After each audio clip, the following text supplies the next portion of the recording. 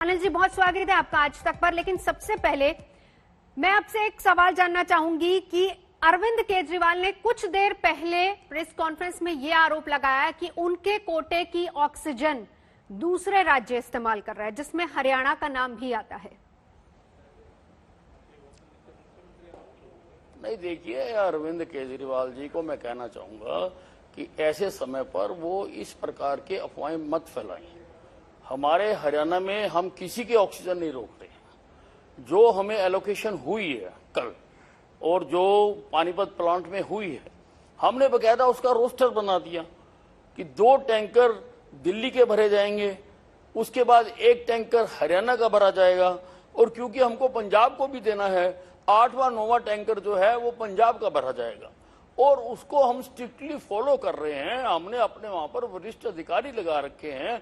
हम किसी की क्यों रोकेंगे ऑक्सीजन, आप मुझे बताइए। हम तो, ये तो राष्ट्रीय आपदा है, सबको चाहिए। और इसके इस प्रकार की वो अफवाहें, मैं केजरीवाल जी से कहना चाहूंगा कि वो इस प्रकार की अफवाहें मत फैलाएं। लोगों में भ्रांति फैलती है, लोगों में भय फैलता है, लोगों में चिंता फैलती है। जी विद साहब, केजरीवाल तो ये भी कह रहे हैं, आपने कहा कि भ्रांति ना फैलाएं, सियासत नहीं होनी चाहिए, यही बातें उन्होंने कही कि तालमेल बिठाए रखना चाहिए। क्या दिल्ली की कमी हरियाणा पूरी कर सकता है? ऑक्सीजन की जितनी मात्रा में दिल्ली को चाहिए, क्या उतनी मात्रा में आप लोग सप्लाई कर रहे हैं? क्या हो सकती है आपूर्ति? बिल्कुल, जो एलोकेशन हुई है, केंद्र ने रात को फ्रेश एलोकेशन की है, हमारी भी की है, तो और पंजाब की भी की है, जो हरियाणा से पूर्ति होनी है, हमें बाहर के प्लांटों से भी मिलनी है।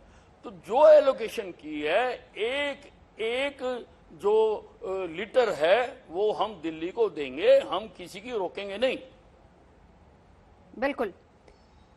मैं वैक्सीनेशन पर आऊंगी, क्योंकि जींद में 1710 डोजेस चोरी हो गए, उस पर आप क्या कहेंगे? नहीं, वहां पर चोरी हुई है, लेकिन हमने वहां पर कोवैक्सीन और कोविशील्ड की वहां पर वो खेप पहुंचा दी है, और शाम तक वहां पर 6000 जो डोसेज हैं वो हो जाएंगी।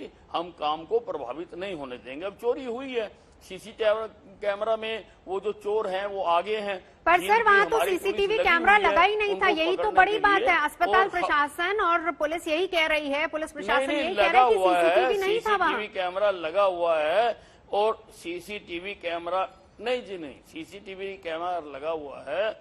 मेरी बात हो गई अधिकारियों के साथ, और वो कह रहे हैं कि उसमें चोरों की बिल्कुल पहचान हो रही है। विद साहब, हालात क्या हरियाणा में इतने खराब हो गए हैं कि अब चोर सीधा वैक्सीनेशन ही चुराने लग गए हैं? क्योंकि ये बहुत गंभीर मामला है।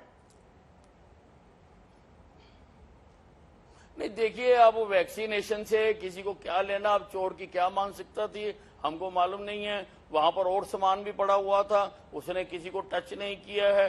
तो ये तो अब चोरी की मानसिकता जो है, उस पर हम पूरी नकेल लगाने की कोशिश कर रहे हैं।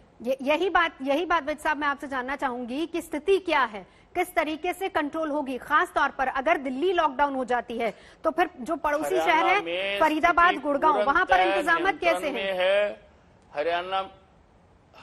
हरियाणा में स्थिति पूर्णतः नियंत्रण में है। हमारे पास सफिशिएंट मात्रा में आइसोलेशन बेड्स हैं, हमारे पास ऑक्सीजन बेड्स हैं, हमारे पास आईसीयू बेड्स हैं, हमारे पास वेंटिलेटर्स हैं सफिशिएंट मात्रा में, और अभी तक वो अनऑक्युपाइड हैं। जितने हमारे पास क्वांटिटी है, अभी सारे यूटिलाइज नहीं हुए हैं। हमारे पास मेडिसिन है, हमारे पास रेमडेसिविर है, हमारे पास ऑक्सीजन है। दिक्कत केवल एक आ रही है कि हर आदमी ये चाह रहा है कि मुझे बड़े प्रतिष्ठित अस्पताल में एडमिट करवा दो। अब देखिए, अब उनकी भी अपनी सीमा है, कैसे सारे लोगों को वहां भेजा जा सकता है और वहां पर एडमिट कराया जा सकता है, और वहां पर उनकी अपनी एडमिनिस्ट्रेशन है। हर आदमी जो साधन संपन्न आदमी है, वो चाहता है कि मुझे बड़े प्रतिष्ठित अस्पताल में भर्ती करवा दिया जाए, बल्कि अदरवाइज हमारे यहाँ पर कोई दिक्कत नहीं है। हमारे ऊपर अगर प्रेशर है, हाँ, तो वो गुड़गांव पर है, सोनीपत पर है, फरीदाबाद पर है। ये तीनों जिले दिल्ली से सटे हुए हैं।